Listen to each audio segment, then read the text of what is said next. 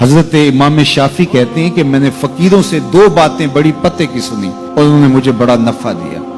یہ بہت بڑے بزرگ ہونے کے باوجود، اتنے بڑے عالم اور فقیہ ہونے کے باوجود یہ درویشوں کی صحبت میں جا کے بیٹھتے تھے. حضرت امام احمد بن حنبل کو کسی نے دیکھا کہ حضرت بشر حافی کے پیچھے دوڑ رہے ہیں، تو کسی نے کہا اتنے بڑے امام ہو اور اتنے بڑے فقیہ ہو، اس فقیر سے کیا ڈھونڈتے ہو، بشر حافی سے کیا تلاش کرتے ہو؟ تو حضرت امام احمد بن حنبل نے کہا کہ احمد بن حنبل جس رب کو مانتا ہے، بشر حافی اس رب کو جانتا بھی ہے. تو فقیروں کی باتیں بڑی پتے کی ہوتی ہیں. تو کہتے ہیں کہ فقیروں کی دو باتوں نے، امام شافی بولے، کہ مجھے بڑا فائدہ دیا. ایک تو یہ الوقت سیف قاطع، وقت کاٹ دینے والی تلوار ہے. اگر وقت کو تم کاٹو گے تو ٹھیک، ورنہ وقت تمہیں کاٹ دے گا.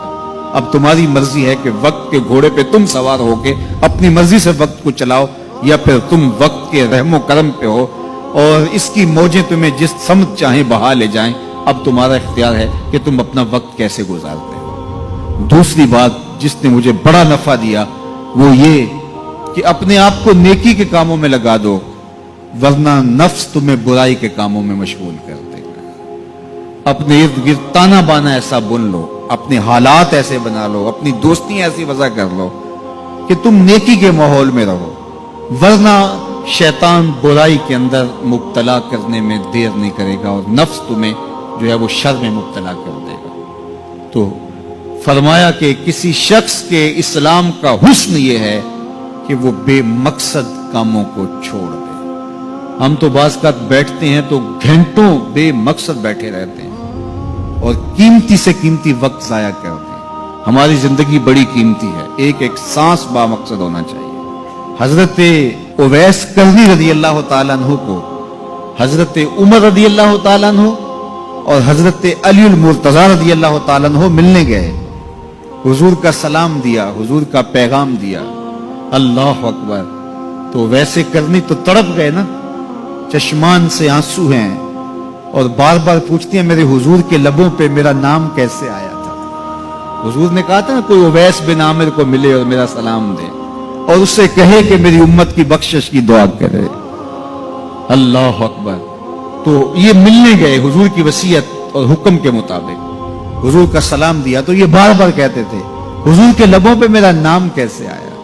اللہ اکبر. تو جب یہ تڑپ دیکھی تو کہا اتنی محبت اور اتنا پیار تو حضور کو ملنے نہیں آئے، حضور کو دیکھنے نہیں آئے. تو حضرت اویس کرنی فرمانے لگے تم نے میرے حضور کو دیکھا ہے؟ تو یہ خاموش ہو گئے. تو کہنے لگے میں نے نہیں نہ دیکھا تو مجھ سے پوچھ لو. تم پہلے بتاؤ کہ حضور کے ابرو جڑے ہوئے تھے یا کھلے ہوئے تھے؟